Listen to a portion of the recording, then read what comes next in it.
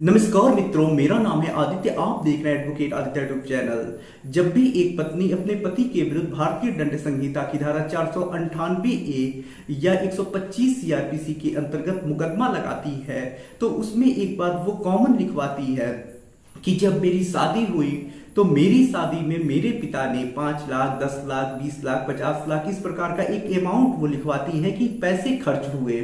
अब आप एक बात सोचिए कि मान लीजिए एक व्यक्ति है जिसकी एक बेटी है और जो व्यक्ति है वो कहीं छोटी मोटी नौकरी कर रहा है जहां से उसे प्रति माह 15,000, 20,000 ऐसे वेतन मिल रहे हैं। अब बताइए कि कोई 20,000 रुपए कमाने वाला व्यक्ति अपनी बेटी की शादी में 20 लाख रुपए कहां से खर्च कर सकता है? हाँ, वो खर्च कर सकता है, ऐसा नहीं है कि नहीं कर सकता है। या तो उसने सेविंग किया हो, या फिर कोई अपनी संपत्ति बेची हो, या फिर कहीं से उसे कोई पैसा मिला हो। तो ये जो भी चीजें हैं, खेत बेचा गया होगा तो उसका भी रिकॉर्ड होगा, सेविंग की गई होगी तो उसका भी रिकॉर्ड होगा, कोई अन्य व्यक्ति दिया होगा तो उसका भी रिकॉर्ड होगा। लेकिन यदि 20 लाख रुपए लिखवाए गए हैं तो ये बात तो बताना जरूरी है कि पैसे कहां से आए और इतने पैसे कहां से खर्च किए गए।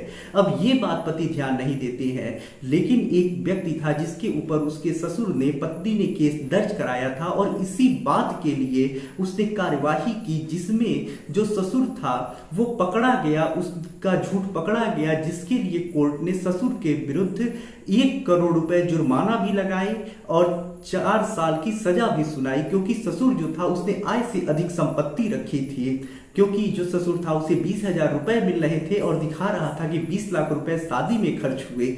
इसी बात को पति ने समझ लिया, पकड़ लिया और इसी बात के लिए कार्यवाही की।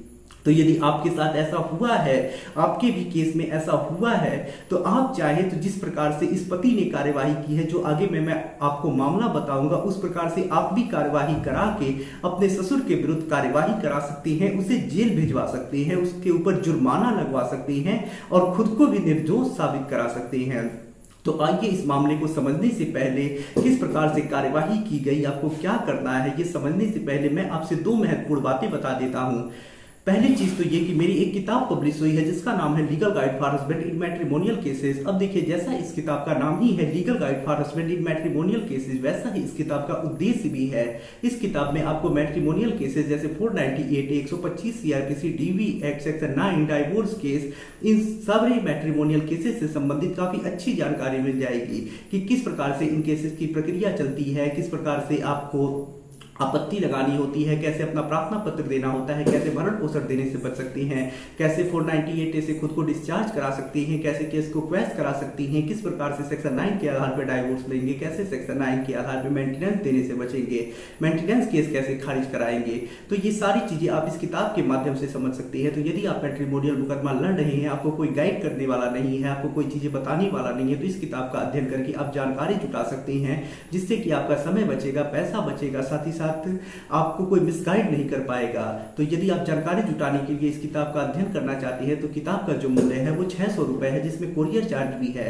किताब को बाय करने के लिए मेरा व्हाट्सएप नंबर स्क्रीन पे दिखाई दे रहा होगा, उस पर मैसेज करिएगा। दूसरी जो महत्वपूर्ण बात है वो ये है कि यदि आप जो भी हाई कोर्ट और सुप्रीम कोर्ट के लैंडमार्क और लेटेस्ट जजमेंट आते हैं उन्हें पढ़ना चाहते हैं, समझना चाहते हैं, उससे अपडेट रहना चाहते हैं, जिससे कि 498 क्वैश हुआ हो, डिस्चार्ज हुआ गया हो, 125 सीआरपीसी खारिज हुआ हो, डाइवोर्स मिला हो, तो इस प्रकार के जो भी जजमेंट आते हैं जिन्हें आप अपने केस में लगा के फायदे ले सकते हैं। तो यदि आप इस प्रकार के जजमेंट से अपडेट रहना चाहते हैं, उनकी कॉपी प्राप्त करना चाहते हैं जिससे आप अपने केस में फायदा ले सके, तो हमारे एक ग्रुप है जिस ग्रुप से आप जुड़ सकते हैं। इस ग्रुप में यदि आप जुड़ती हैं तो जो भी लैंडमार्क और लेटेस्ट जजमेंट आते हैं उसकी कॉपी आपको मिल जाएगी, जिससे आपको बहुत सारे फायदे मिलेंगे। उन जजमेंट का यूज करके आप भी फायदा ले पाएंगे। तो ग्रुप से जुड़ने का जो चार्ज है वो 500 रुपए है, जिसे आपको 1 टाइम पे करना है, दोबारा कभी कोई चार्ज पे नहीं करना है। तो ग्रुप से जुड़ने के लिए मेरा व्हाट्सएप नंबर स्क्रीन पे दिखाई दे रहा होगा, उस पर मैसेज करिएगा।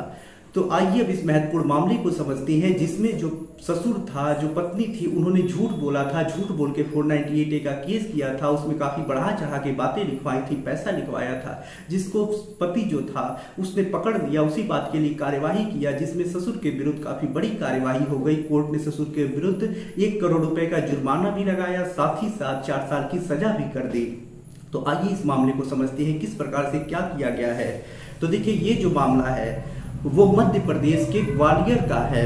अब देखिए, इस मामले में जो ससुर है यानी जिसके खिलाफ कार्यवाही की गई है, वो एक सरकारी अस्पताल में लैब टेक्नीशियन के पद पर कार्य कर रहा था, यानी नौकरी कर रहा था, और उसे 20,000 रुपए प्रति माह सैलरी भी मिल रही थी। अब देखिए, होता कुछ ऐसा है कि जब शादी हो जाती है, शादी के कुछ दिनों के बाद मुकदमेबाजी का शुरू हो जाती है। पत्नी जो होती है, जो ससुर होते हैं, वो पति के विरुद्ध काफी मुकदमे दर्ज कराती हैं, जिससे पति परेशान हो जाता है। जो मुकदमा दर्ज कराया जाता है ससुर के द्वारा, पत्नी के द्वारा, उसमें यही लिखवाया जाता है कि शादी में 20 लाख रुपए खर्च किए गए। इसी बात को जो पति होता है ध्यान रखता है, और इसी बात के लिए जो इनकम टैक्स ऑफिस होता है उसमें वो शिकायत दर्ज करा देता है। अब शिकायत पे देखिए, जो पति होता है वो ये बात दिखाता है कि जो उसके ससुर हैं वो लैब टेक्नीशियन हैं, उनकी सैलरी 20,000 रुपए है, लेकिन उनका एक बेटा है, उस बेटी ने MBBS की पढ़ाई कर ली। एक बेटी जो है जिससे शादी हुई है वो भी आयुर्वेद कॉलेज से पढ़ाई की। उसके बाद बेटी की शादी में 20 लाख रुपए भी खर्च हुए। उसके बाद बेटी का एक ब्यूटी पार्लर भी खुल गया। उसके बाद जो ससुर है उन्होंने खुद 20 बीघा जमीन भी खरीद दिया, और वो कमाने वाले सिर्फ अकेले थे। तो ऐसे में जो 20,000 रुपए कमा रहा है प्रति माह, वो इतने ज्यादा रुपए खर्च कहां से किया जाए, इसका जांच किया जाए, इसके खिलाफ कार्यवाही किया जाए। तो इस प्रकार से जो पति होता है इनकम टैक्स ऑफिस में एक कंप्लेन करता है।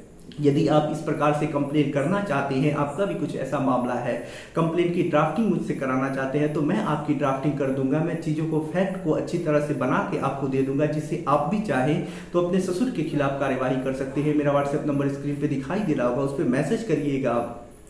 तो जब इस प्रकार का कंप्लेन इनकम टैक्स ऑफिस में कर दिया जाता है, तो जो इनकम टैक्स ऑफिसर होता है इस बात का संज्ञान लेता है, मामले की जांच करता है, और ये चीजें सही पाता है कि वास्तव में जो यहाँ ससुर है वो 20,000 रुपए कमा रहा है, साथ ही साथ इतने खर्च कर रहा है कि लड़का MBBS कर ले रहा है, लड़की आयुर्वेद कॉलेज से पढ़ रही है, खुद 20 बीघा जमीन खरीद ले रहा है, बेटी भी अच्छे कॉलेज से पढ़ी है।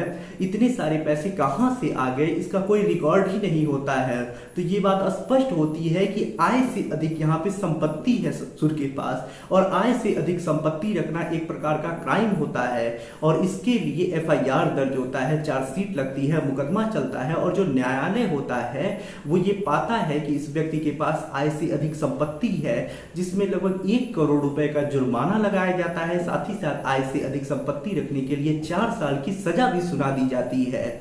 तो इस प्रकार से आप चाहे तो कार्यवाही करा सकते हैं। यदि आपके भी ससुर ने ये बात लिखवाया है, पत्नी ने लिखवाया है कि शादी में इतने सारे रुपए खर्च हुए, तो आप इनकम टैक्स ऑफिसर के पास इस बात की शिकायत कर सकते हैं कि इतने सारे रुपए तो इन्होंने बोल रहे हैं कि खर्च किए, लेकिन कहां से खर्च किए ये बात नहीं बता रहे हैं। तो इसकी जांच की जाए।